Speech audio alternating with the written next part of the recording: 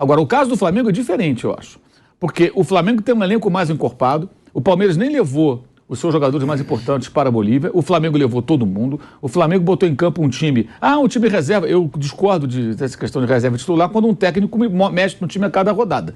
Tem alguns jogadores que são titulares absolutos, eventualmente, mas o time que tinha, o Santos no gol, Felipe Luiz, Pablo jogou no Corinthians um tempão, jogou na Europa, não estou falando de um zagueiro que apareceu outro dia, Rodrigo Caio, Arturo Vidal, Everton Ribeiro, Gabigol, o próprio Matheus França, que agora é, entre aspas, titular e que fez um gol, até fez um bom jogo, esse time não consegue ganhar do Alcas?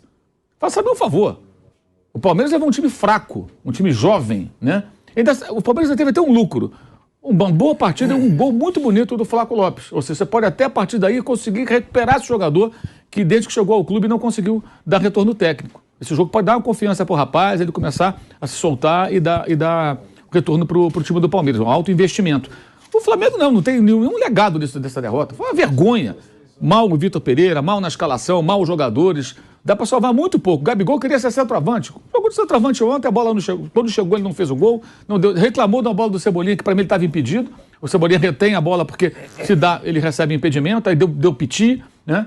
O Everton Ribeiro, uma atuação patética. Aí a gente volta lá atrás. O Everton Ribeiro tá barrado, que absurdo. Essas pessoas não estão vendo o jogo do Flamengo, porque desde o início do ano tá assim. Alguns momentos razoáveis, bons, mas em geral ele tem jogado mal. Ontem ele armou o ataque do Alcas no primeiro gol do time equatoriano. É um time fraquíssimo. O Cifuente, lá, o centroavante, eu acho que ele não joga lá na pelada do Vampeta. O cara pesa uma tonelada. O cara é gordo. Jogador profissional gordo. Não existe isso, gente. Sério, o cara... Mas muito gordo, é tipo o Walter. Não, assim, o cara muito gordo. O cara é enorme, jogador enorme de gordo. Quer dizer, os caras tinham um centroavante pesadaço no comando do ataque. O Santos falhou nos 2 gols também. O primeiro é defensável. Concordo. Olha, clamorosa. Então, assim, vários erros do técnico, do goleiro, dos jogadores. Pode empacotar todo mundo. O Matheus França, acho que fez um bom jogo, fez um bonito gol. Acho que o Pablo errou em alguns momentos, mas teve algumas boas recuperações. O gol do Flamengo nasce de uma bola que ele recupera no meio campo. Ele dá um passe de peito pro Matheus França.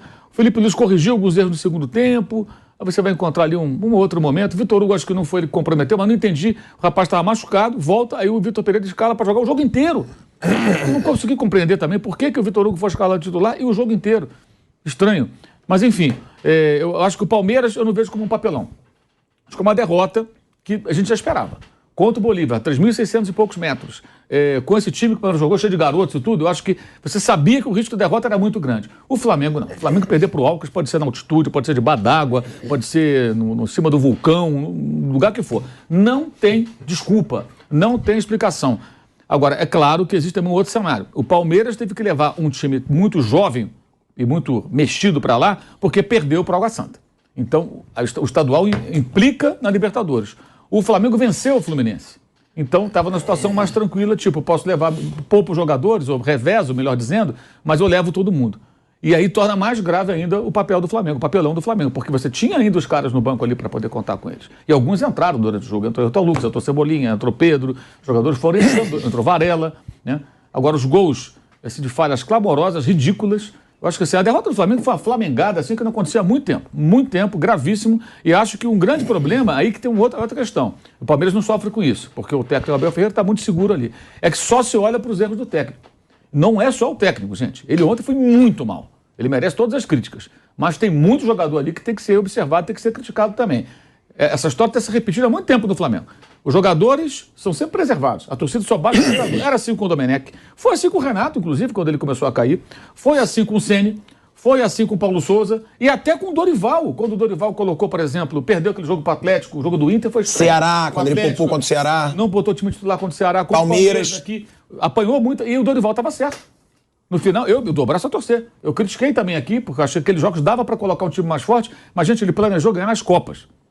Na prática foi isso. E ele ganhou as 2 Copas. E o brasileiro era muito difícil alcançar o Palmeiras, que estava lá na frente, jogando em 3 frentes. Então a estratégia dele, do clube, que eu acho até que eu falei aqui na época, acho que não era uma decisão só dele, acho que ali a decisão foi tomada em conjunto com o clube. Não acho que ele... aí algumas pessoas jogaram para cima do Dorival. Eu falei, eu acho que isso não é coisa só dele, não. Tem gente que está na aval. A diretoria deve falar, não, vamos priorizar, mas não vamos falar. Porque se falar, desprezou o brasileiro e tal. Porque o próprio Marcos Braz, numa entrevista pra mim, disse que não, que a decisão era do Dorival. Isso é versão oficial. Eu não acredito. Eu acho que isso é desse lado. Eu nem acho que o Dorival tinha tamanho para sozinho bancar isso. O Abel Ferreira tem para bancar qualquer coisa no futebol do Palmeiras. O Jesus teria. O Dorival não. Então você repara que todos os técnicos que passaram depois do Jorge Jesus, em algum momento apanham e os jogadores são sempre preservados, mesmo que façam atuações pífias como ontem. Então acho que tem um pacote aí. Para mim o Palmeiras foi uma derrota feia, lógico, perder para o Bolívar não é legal, mas nas circunstâncias eu já imaginava o Palmeiras sofrendo até perdendo o jogo. O Flamengo é imperdoável. Para mim o papelão foi só do Flamengo. O Palmeiras eu não acho que seja um papelão não. Acho aceitável nesse contexto. Sempre lembrando, o Palmeiras também se embananou porque perdeu para o Água Santa. O Flamengo venceu o Fluminense. Então, no estadual, eles estão em diferentes situações. Antes dessa rodada, a gente falou aqui, olha, será que os dois vão fazer 100% nessa fase? Né? A gente falou sobre isso. É provável que sim. Pela força, a gente sabe. Mas não deu certo. Nenhum nem outro. Os dois grandões. Não fizeram nenhuma pontuação nesse primeiro momento. Mas tem uma caminhada, eles vão passar, já estarão na próxima fase. Não jogaram bem? Claro que não jogaram bem. Se tivessem jogado bem, teriam vencido. No caso do Palmeiras, o Palmeiras jogou 1.200 metros acima de Quito. O Flamengo jogou um pouquinho mais abaixo. Né? Mas ainda assim... 800 metros. 2.850 com... 3.600. Uma coisa mais ou menos assim. Mas 1.000 metros, 800 metros. Então jogou... É bem pior. La Paz é bem pior do que Quito. Muito pior. Então jogou abaixo, né? Jogou numa altitude menor. Poderia ter jogado mais? Poderia. O Vitor Pereira está na mesma situação. Você imaginou ele perder o título de virada para o Fluminense? E o Fluminense não é o Bolívar, o Alcas, o Nogueirópolis. E a gente sabe que a grande rivalidade, todo mundo sabe que existe entre Fla-Flu. Você já imaginou? Ele perdeu, já está sendo cornetado de uma forma geral, e tem parcela de culpa, sem dúvida. Mas perdeu o primeiro jogo e tudo leva a crer que se colocar o Cone do Flávio Prado para dirigir o Flamengo, ele vai passar para a próxima fase da Libertadores. Não está na cabeça de ninguém que ele não vai para a próxima fase da Libertadores. Mas se ele tomar uma virada do Fluminense no Rio de Janeiro, é TAP. E o Fluminense foi com o time titular, né? É TAP. Não com ninguém. Às 23 horas do aeroporto. Eu concordo, mas ano passado perdeu o estadual, as pessoas esqueceram. Mas tudo bem, passou uma semana e esqueceram. Tudo bem. Mas não é Eu acho que a Libertadores é mais importante. Tem isso também. Não é jogo decisivo. Eu sei que não é jogo decisivo, mas a gente não fala que todo jogo pode ter um critério decisivo, porque, vamos lá, se o Flamengo Mas o cenário perde, é diferente. eu sei, mas ele não vai ter a prioridade de jogar sempre dentro de casa o jogo de volta se ele não tem a melhor campanha. Aí isso faz falta, pra mim faz, eu não sei pra vocês. Você acha que se o Flamengo jogasse com o time que jogou no sábado, venceria o Alcas? Com aquele comportamento, qualquer que fosse a escalação... Aí que tá, não. Não a acho. Por isso que eu falo, eu tô achando o Flamengo uma vergonha. Eu acho que a discussão do Flamengo não passa pela escalação ou não de A, B ou C. O time que foi a campo era um time de jogadores caros, qualificados tecnicamente, isso. que tinham obrigação de ganhar. Concordo. Pouco importa que o time for escalado, na minha opinião. Mas não era o titular, né, Mauro? Dessa vez não era. Tinha muito jogador ali que nunca foi titular. Mas esse é outro tipo de cobrança. Só o Wesley. Vitor Hugo. Então, mas qual outro jogador que ele tinha para lateral direita? Só ele ou o Varela? Sim. Se ele botar o Varela todo jogo, ele fica sem lateral. Ou só com o menino. O Vitor Hugo eu concordo, falei daqui a pouco. Achei que poderia ter sido aproveitado de uma outra maneira. Essa é a cobrança. Agora, foi por isso que ele perdeu, porque o Vitor Hugo não jogou. Não foi. Porque o Everton Ribeiro jogou nada, o Gabigol jogou nada, o Vitor Pereira errou na estratégia, errou nas substituições. A defesa foi patética também. O Santos falhou. Por isso foi um perdeu. Mas essa é a cobrança. Exato. Mas você está falando de um time que o técnico olha para o banco e não chora. Eu até entendo isso. Sim. Eu até falei isso, não tem mais elenco. É isso. Eu estou falando que o fato dele não ter colocado a principal força, pronto, eu sei que já está muito claro que ele vai mexer sempre e tal, mas a principal força na cabeça dele ele não colocou em campo. Eu compreendo isso. Já pensou? Cai o Cristo Redentor se ele tomar de virada. Ele tem vantagem. Você antes de 2 gols, você olha antes friamente, tem vantagem. E ao mesmo tempo, se tomar a virada, o estrondo é maior. Você entrou com vantagem e tomou a virada dentro do Maracanã. Quem tem medo. Quem tem medo. E não vem com essa cascata. Ele sabe que o bicho vai pegar. A turbulência será grande. Ah, mas é só o estadual. Sim, mas vai pegar, não vai? Você que é da mimimi, presidente da mimimi. Claro que você vai. imagina se ele tomar e aí eu digo, virada. tá? Eu acho que se ele tomar a virada, é risco de queda. Eu acho. Talvez até. Eu acho. Depois da derrota na Libertadores, então, depois dos títulos perdidos e uma virada no Fla-Flu, eu acho que tem um risco. O cara pensou nisso. E, ao mesmo tempo, não pode se deixar de cobrar a competência, o salário, contratos, a badalação de jogadores que não jogaram outra coisa, jogaram com o time. Esse Alcas, a maioria desconhece, ele não nasceu hoje, ele tem décadas aí, mas é um time fraco, né? Claramente é um time fraco. E naquela corrida, você veja como machuca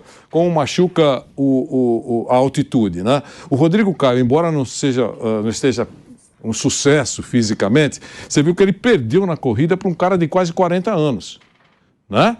Naquele pique. Como é que é o nome do rapaz? Até deu branco aqui. Mas que fez o gol. Ele perdeu na corrida para um cara de quase 40 anos. Eu acho que num nível normal de altitude, ele teria pelo menos chegado junto. É muito difícil. Mas isso não minimiza que tenha elenco para poder ganhar. Mas acabou, passou, virou. Os dois grandões, que todo mundo aponta como concorrentes da Libertadores, não fizeram ponto na primeira rodada. Vão recuperar daqui para frente. O problema é domingo.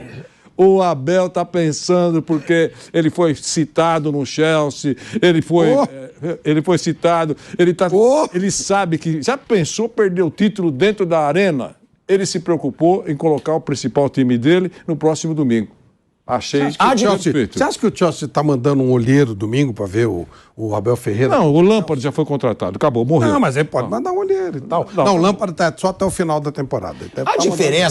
A diferença que tem, e a gente vai falar ainda também dessa situação do Vitor Pereira depois, é que eu acho que tem chance de cair, e acho mesmo, se perder de virada pro Fluminense. Não falei com diretoria nenhuma, eu digo por pressão que vai haver. Tá. Vai haver, porque vai ser mico de novo, uma virada. Poderia ter até buscado o terceiro gol, porque o Flamengo ficou com um jogador a mais por uns 30 minutos, não foi, Mauro?